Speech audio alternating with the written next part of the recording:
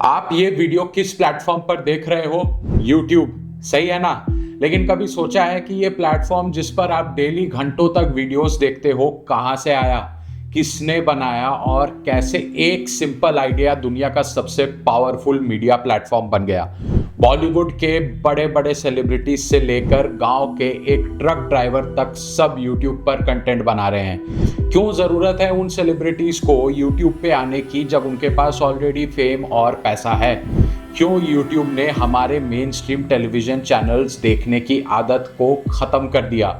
ऐसा क्या है यूट्यूब में कि आमिर खान जैसे एक्टर्स अपनी फिल्मों को रिलीज करने के लिए इसे OTT प्लेटफॉर्म से बेहतर मानते हैं? इस प्लेटफॉर्म को बनाने के पीछे कौन लोग थे? क्यों गूगल जैसा जायंट इस प्लेटफॉर्म के लॉन्च हुए 2 सालों में ही इसके पोटेंशियल को समझ गया? ऐसा क्या देख लिया था गूगल ने यूट्यूब में कि उन्होंने यूट्यूब को काफ़ी हैवी प्राइस पर खरीद लिया? क्या इस AI रेवोल्यूशन में यूट्यूब सरवाइव करेगा? क्या कंटेंट क्रिएटर्स का फ्यूचर डार्क है? क्या एक यूट्यूबर बनना बहुत आसान है?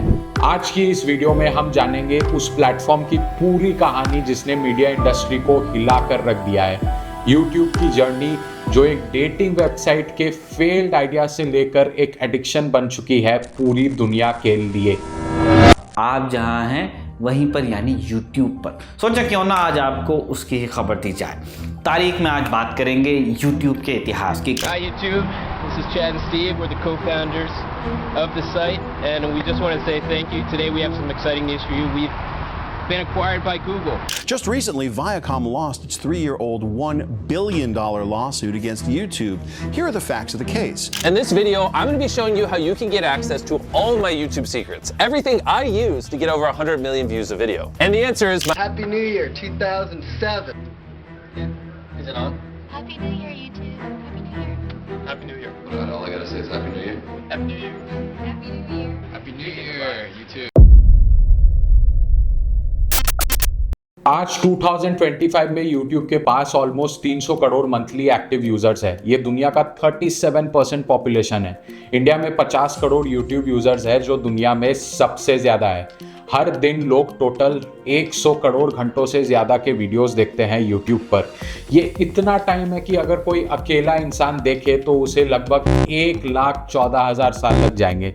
हर मिनट YouTube पर 500 घंटों का कंटेंट अपलोड होता है। इमेजिन करो हर सेकंड कितना कंटेंट आ रहा है। यानी जब तक आपने ये फैक्ट सुना उतने में कई घंटों का नया कंटेंट आ चुका है। 2024 में YouTube ने $54.2 बिलियन का एड रेवेन्यू जनरेट किया जो नेटफ्लिक्स, डिज्नी और सब OTT प्लेटफॉर्म से ज़्यादा है। YouTube का करंट वैल्यूएशन $475 बिलियन से $550 बिलियन के बीच है। यानी जब गूगल ने 2006 में इसे $1.65 बिलियन में खरीदा, वो आज 333 टाइम्स ज़्यादा वैल्यूएबल हो चुका है। गूगल तो नंबर 1 है ही, लेकिन क्या आप जानते हैं कि दुनिया का दूसरा सबसे बड़ा सर्च इंजन कौन है? YouTube। लोग यहाँ सिर्फ एंटरटेनमेंट ही नहीं बल्कि कुछ सीखने और प्रोडक्ट रिसर्च के लिए भी आते हैं। 70% से ज़्यादा लोग यहाँ नया कुछ सीखने आते हैं। YouTube ने 2021 से 2025 तक क्रिएटर्स को $70 बिलियन से ज़्यादा पे किया है, यानी 60,000 करोड़ से भी ज़्यादा। दुनिया के सबसे बड़े यूट्यूबर मिस्टर बीस्ट ने 2024-25 में $85 मिलियन कमाए, यानी 740 करोड़। इतना तो बॉलीवुड ही नहीं बल्कि हॉलीवुड के टॉप एक्टर्स भी नहीं कमा पाते। एवरेज यूज़र दिन भर में ऑलमोस्ट 1 घंटा यूट्यूब पर बिताता है। 18 साल से कम उम्र के बच्चे भी एवरेज 1 घंटा डेली यूट्यूब पर स्पेंड करते हैं। जब नंबर्स इतने बड़े हैं तो सवाल ये आता है कि लोग टीवी, सिनेमा हॉल्स और बड़े बड़े OTT प्लेटफॉर्म्स को छोड़कर यहाँ क्यों आते हैं?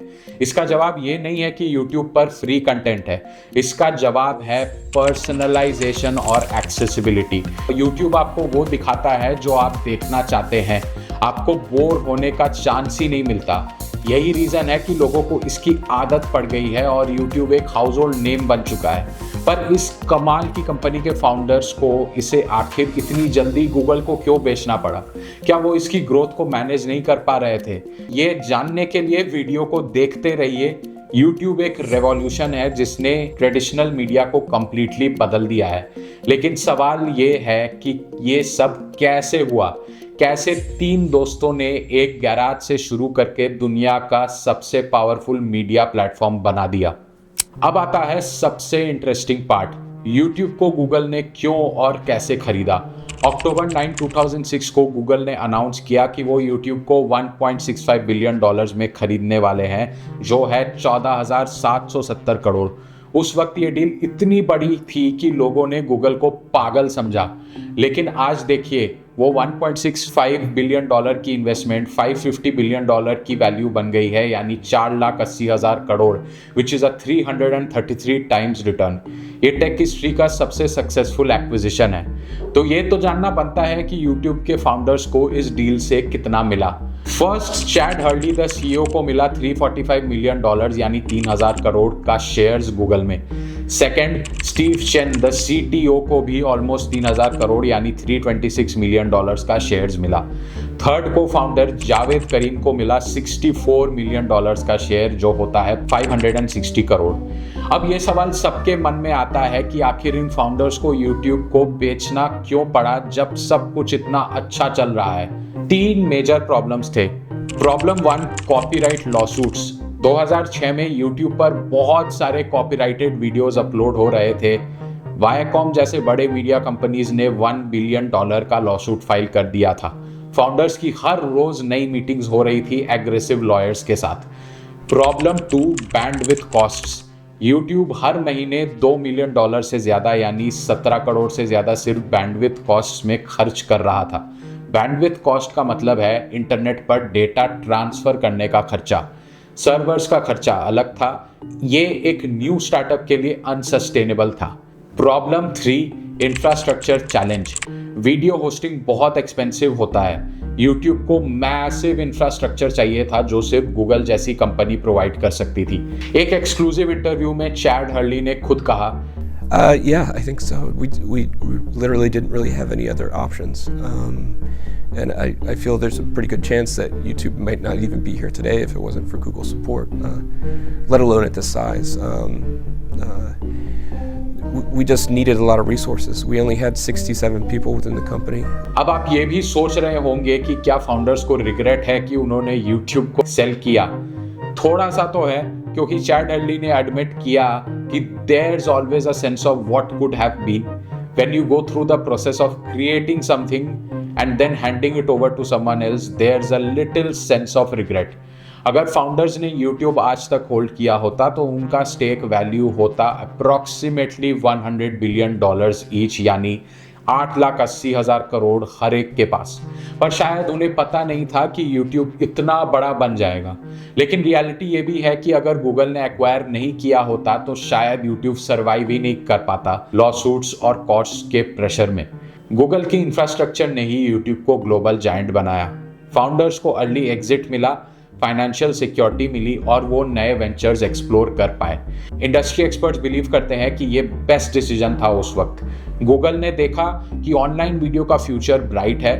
गूगल समझ गया था कि इंटरनेट का फ्यूचर टेक्स्ट से वीडियो की तरफ बदल रहा है और गूगल एक एडवर्टाइजिंग जायंट है। उन्होंने देखा कि वो YouTube के मैसिव ऑडियंस को अपनी एड नेटवर्क से जोड़कर इससे एक पैसा छापने वाली मशीन बना सकते हैं। उन्होंने एक पोटेंशियल कॉम्पिटिटर को रास्ते से हटाया और वीडियो शेयरिंग स्पेस में अपनी मोनोपोली सेट कर ली। और फाइनली YouTube गूगल के सर्च बिजनेस को कॉम्प्लीमेंट करने लगा। आप जान लीजिए कि गूगल के लिए YouTube कितना इंपॉर्टेंट है। आज YouTube गूगल की 30% वैल्यू का है। गूगल सर्च के बाद YouTube ही गूगल का सबसे वैल्यूएबल एसेट है और एनालिस्ट प्रेडिक्ट कर रहे हैं कि 2025 में YouTube डिज्नी को पीछे छोड़ के सबसे बड़ा मीडिया कंपनी बन जाएगा रेवेन्यू के मामले में। अब जब इतनी बड़ी डील हो गई तो इसके पीछे की छोटी सी शुरुआत जानना भी जरूरी है। चलिए पीछे मुड़कर देखते हैं। ये सब शुरू हुआ पेपैल से। 2004 की बात है। सिलिकॉन वैली में एक कंपनी थी पेपैल। यहाँ 3 दोस्त काम करते थे। चैड हर्ली, डिजाइन और यूजर एक्सपीरियंस एक्सपर्ट। इन्होंने इंडियाना यूनिवर्सिटी ऑफ पेंसिल्वेनिया से ग्रेजुएशन की। पेपैल में वो इंटरफेस डिजाइन करते थे, मतलब वेबसाइट को कितना यूजर फ्रेंडली बनाना है उसमें ये एक्सपर्ट थे। Steve Chen computer science genius, 8 साल की उम्र में फैमिली के साथ अमेरिका आए। यूनिवर्सिटी ऑफ इलिनॉइस से कंप्यूटर साइंस की डिग्री ली। पेपैल में बैकएंड डेवलपमेंट करते थे ये। And Javed Karim, a programming wizard, Bangladeshi father और जर्मन मदर। 1992 में फैमिली के साथ मिनेसोटा शिफ्ट हुए, स्टैनफोर्ड में कंप्यूटर साइंस पढ़े और पेपॉल ज्वाइन किया। तीनों दोस्त एक साथ पेपॉल में काम करते थे, लेकिन उनका एक अलग ही पैशन था, एंटरप्रेन्योरशिप। तो इन लोगों को YouTube का आइडिया कहाँ से आया? इसके 2 वर्जन्स हैं और दोनों ही इंटरेस्टिंग हैं। Version 1, the legendary dinner party story. अब असली कहानी शुरू होती है 2004 में। एक डिनर पार्टी हुई सैन फ्रांसिस्को में। चैड और स्टीव पार्टी में थे, वीडियोस और फोटोज ले रहे थे मोबाइल फोन से। पार्टी के बाद जब फोटोज शेयर करनी थी तो प्रॉब्लम आ गई, ईमेल अटैचमेंट साइज लिमिट्स का। वीडियो शेयर करना तो और भी मुश्किल था। यूट्यूब से पहले वीडियो शेयरिंग प्लेटफॉर्म्स थे, लेकिन सब कॉम्प्लिकेटेड थे, स्लो थे या फिर सिर्फ प्रोफेशनल यूज के लिए थे। लेकिन दूसरा वर्जन भी इंटरेस्टिंग स्टोरी है। जावेद करीम का वर्जन अलग है। वो कहते हैं कि 2004 सुपर बोल हाफ टाइम शो में जस्टिन टिम्बरलेक और जैनेट जैक्सन का एक कंट्रोवर्शियल मोमेंट हुआ था, वार्डरोब मैल फंक्शन का। और उसके बाद 2004 इंडियन ओशियन सुनामी भी हुआ। जावेद ने नोटिस किया कि इन इवेंट्स के वीडियोस इंटरनेट पर ढूंढना बहुत मुश्किल है। कोई सेंट्रल प्लेटफॉर्म नहीं था जहां इजीली वीडियोस अपलोड और शेयर किए जा सके। The original idea was a dating website. Surprisingly YouTube का आइडिया पहले एक डेटिंग वेबसाइट के आइडिया से शुरू हुआ था। नाम था ट्यून इन हुक अप, जहां लोग अपनी वीडियोस अपलोड करेंगे ताकि पोटेंशियल पार्टनर्स उन्हें देख सके। लेकिन कोई नहीं आया, आइडिया कंप्लीटली फ्लॉप हो गया। पर गैरेज में बैठे हुए 3 दोस्त ने रियलाइज किया, अरे वीडियो अपलोडिंग इंफ्रास्ट्रक्चर तो ऑलरेडी हमने बना लिया है, इसको जनरल वीडियो शेयरिंग प्लेटफॉर्म बना देते हैं। और यही था वो पिवट मूवमेंट जहां से YouTube एक जनरल वीडियो स्ट्रीमिंग प्लेटफॉर्म बन गया। फरवरी 14, 2005 वैलेंटाइंस डे को youtube.com डोमेन रजिस्टर हुआ। रोमांस का दिन और एक नया रोमांस शुरू हुआ ह्यूमंस और ऑनलाइन वीडियोस के बीच। सिलिकॉन वैली ट्रेडिशन है, गैरेज से शुरू करो, तो YouTube भी वहीं से शुरू हुआ। पहले सिकोया कैपिटल के ऑफिस के पीछे एक छोटे से कमरे में, फिर सैन मैटियो शिफ्ट हुए एक पिज़्ज़ा शॉप के ऊपर। टीम में सिर्फ 11 से 23 लोग थे इनिशियली। शुरुआत मुश्किल थी, पैसे बहुत कम थे, रिसोर्सेज लिमिटेड थे, कोई नहीं जानता था कि YouTube क्या है, और क्योंकि डेटिंग आइडिया फेल हो गया था तो कॉन्फिडेंस भी कम था। लेकिन इन 3 दोस्तों का विजन क्लियर था, हर कोई अपनी वीडियोस इजीली अपलोड, शेयर और वॉच कर सके बिना टेक्निकल नॉलेज के। YouTube के इतिहास का सबसे पहला वीडियो था मी एट द जू। ये वीडियो को फाउंडर जावेद करीम ने अप्रैल 23, 2005 को अपलोड किया था। सिर्फ 18 सेकंड्स का ये वीडियो था जिसमें जावेद करीम सैन डिएगो जू में एक हाथी के सामने खड़े होकर उनके बड़े ट्रंक्स के बारे में बोल रहे हैं। ये वीडियो उस दिन से लेकर आज तक YouTube पर मौजूद है। ये वीडियो हिस्ट्री का एक अनोखा पन्ना है जो दिखाता है कि इतनी बड़ी चीज़ की शुरुआत कितनी सिंपल हो सकती है। शुरुआत में YouTube काफ़ी स्लो चला। सितंबर 2005 में YouTube का पहला वायरल वीडियो आया, Nike ad featuring footballer Ronaldinho, जो 1 मिलियन व्यूज़ क्रॉस कर गया। ये पहली बार था जब किसी YouTube वीडियो ने इतने व्यूज़ देखे। दिसंबर 2005 में सैटरडे नाइट लाइव का लेजी संडे स्किट YouTube पर वायरल हुआ। इस वीडियो ने 5 मिलियन व्यूज़ क्रॉस कर लिए सिर्फ फरवरी 2006 तक। ये मोमेंट था जब मेन स्ट्रीम मीडिया को रियलाइज़ हुआ कि YouTube कुछ डिफरेंट है। जुलाई 2006 तक हर दिन 65,000 न्यू वीडियोस अपलोड हो रहे थे।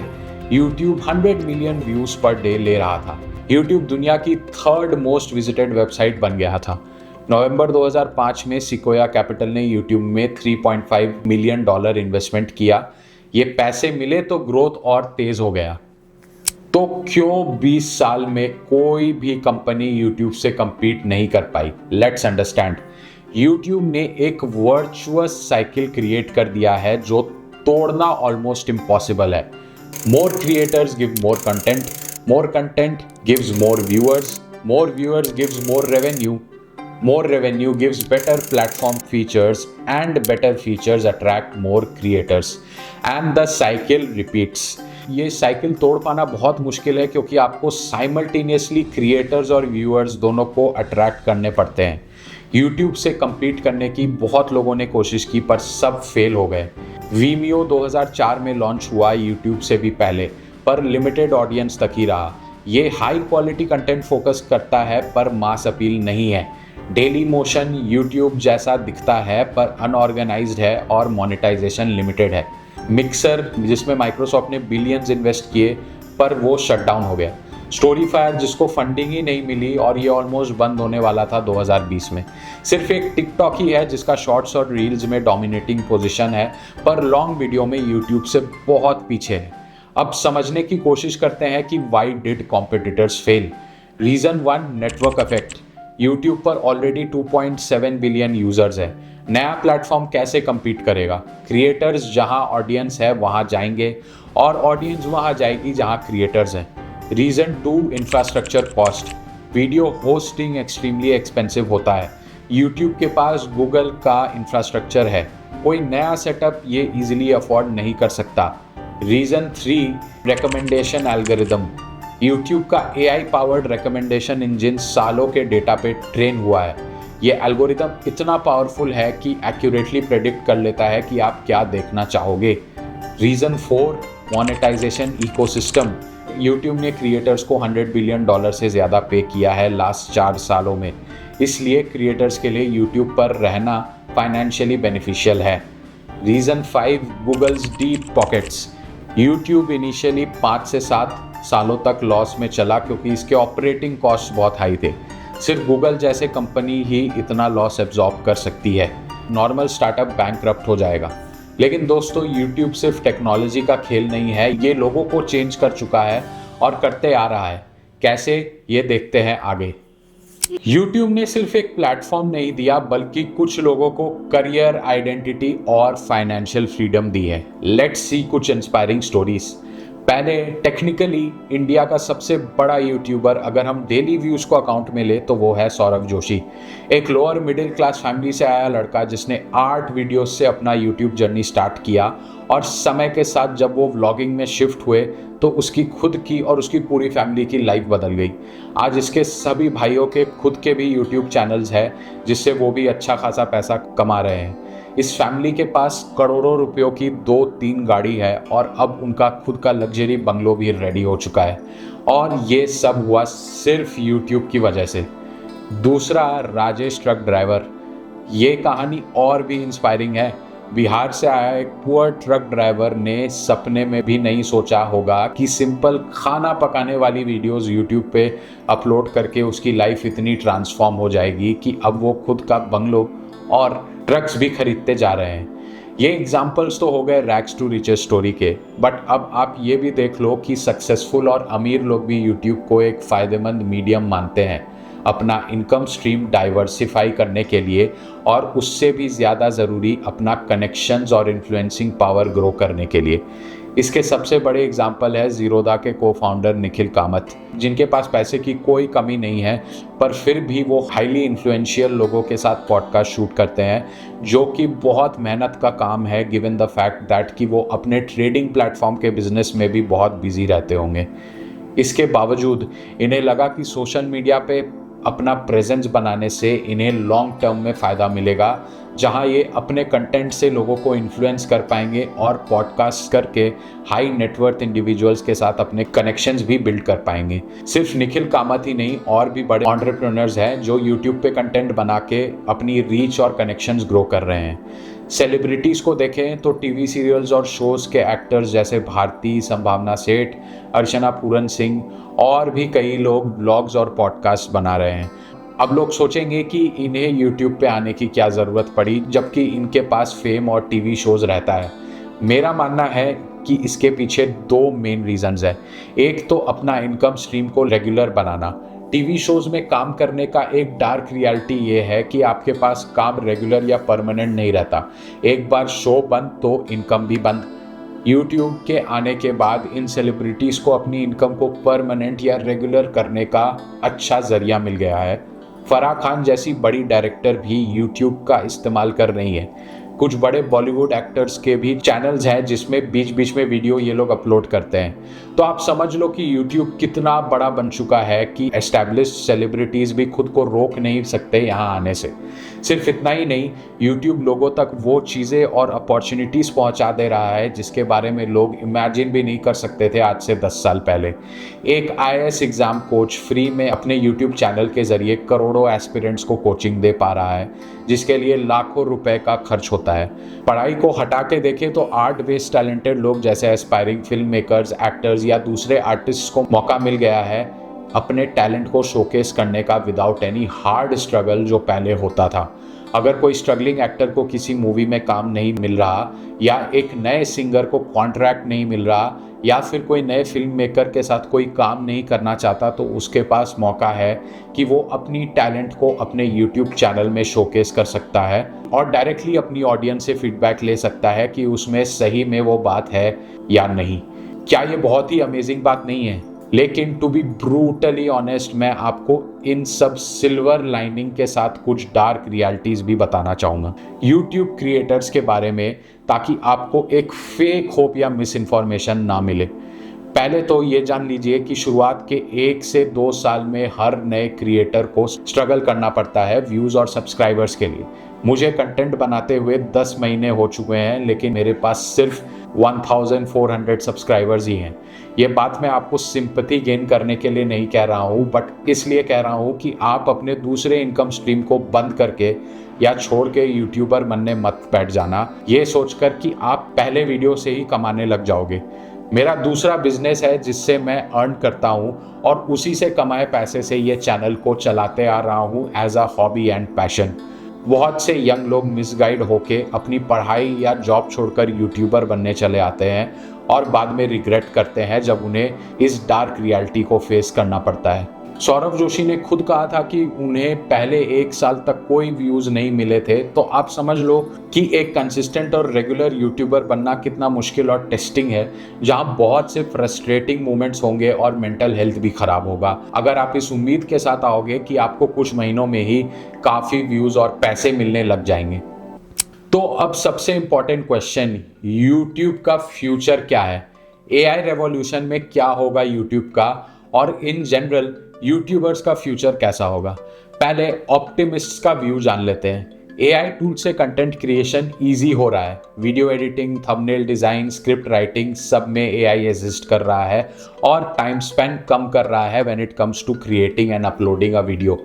AI रिकमेंडेशंस और भी बेटर हो रहे हैं। हर यूज़र को एग्जैक्टली वो वीडियो सजेशंस मिलते हैं जो वो देखना चाहता है। AI से नए नए कंटेंट फॉर्मेट्स डेवलप होंगे, जैसे इंटरैक्टिव वीडियोस या रियल टाइम लैंग्वेज ट्रांसलेशंस, जहां फ्रांस में रहने वाला एक फॉरेनर भी आपके हिंदी में बनाए वीडियो को अपनी भाषा में देखेगा। तो क्रिएटर्स की रीच, फेम और पॉपुलैरिटी और भी बढ़ेगी आने वाले टाइम में।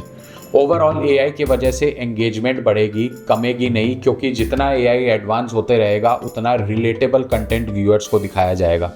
अब पेसिमिस्ट यानी नेसेयर्स का व्यू जान लेते हैं। इनका मानना है कि AI generated content real human content पे इतना भारी पड़ जाएगा कि एक क्रिएटर की कोई वैल्यू नहीं रह जाएगी, चाहे उसमें नॉलेज, टैलेंट या स्किल हो। पहले तो YouTube ने रिसेंटली एक पॉलिसी के अकॉर्डिंग AI कंटेंट को मोनेटाइज होने से रिस्ट्रिक्ट कर दिया है, यानी वो YouTube चैनल्स जिनमें AI जनरेटेड क्रिएटर का यूज़ किया जा रहा है उन्हें कोई अर्निंग करने का मौका नहीं मिलेगा। सेकेंड, AI टूल सिर्फ एनहेंसमेंट करेंगे, रिप्लेसमेंट नहीं। YouTube AI को इंटीग्रेट करके क्रिएटर्स की रीच को बढ़ाना चाहता है, जिससे उस क्रिएटर की स्किल एंड कंटेंट को कोई खतरा नहीं है। Third, YouTube's recommendation algorithm already user engagement optimize कर रहा है। ह्यूमन मेड ऑथेंटिक कंटेंट जिसका जेन्युइन एंगेजमेंट है वो हमेशा फेवर होगा। और AI को अगर साइडलाइन कर दे तो सबसे बड़ा कंसर्न कुछ लोगों का ये है कि YouTube अब स्टैग्नेशन पॉइंट पे पहुंच गया है, जहां बहुत सारे क्रिएटर्स आ गए हैं, जिसकी वजह से नए क्रिएटर्स का हार्डली कोई चांस है कि वो अपना जगह बना पाए। इस पॉइंट पे मैं ये कहना चाहूँगा कि ये कंसर्न लोगों को 2018 में भी था, जब से लेकर अब तक यूट्यूब सिर्फ ग्रो किए जा रहा है। इंडिया का पॉपुलेशन इतना बड़ा है कि अभी तक आधी पॉपुलेशन भी नहीं जुड़ पाई है यूट्यूब से, even after the Jio revolution. आने वाले वक्त पे और भी व्यूअर्स आएंगे तो नए क्रिएटर्स के लिए स्पेस भी बनते रहेगा। हर नीश या कैटेगरी में 10 से 15 सॉलिड सब्सक्राइबर्स और व्यूज़ वाले क्रिएटर सस्टेन कर सकते हैं, कंसिडरिंग इंडियाज़ वास्ट पॉपुलेशन। और सबसे बड़ी बात यह है कि हर क्रिएटर अपना एक यूनिकनेस और स्टाइल लाता है अपने कंटेंट में, जिससे कोई ना कोई रिलेट करता है इतनी बड़ी पॉपुलेशन में। एक नया क्रिएटर को वक्त के साथ अपना ऑडियंस मिल जाता है इवेंचुअली।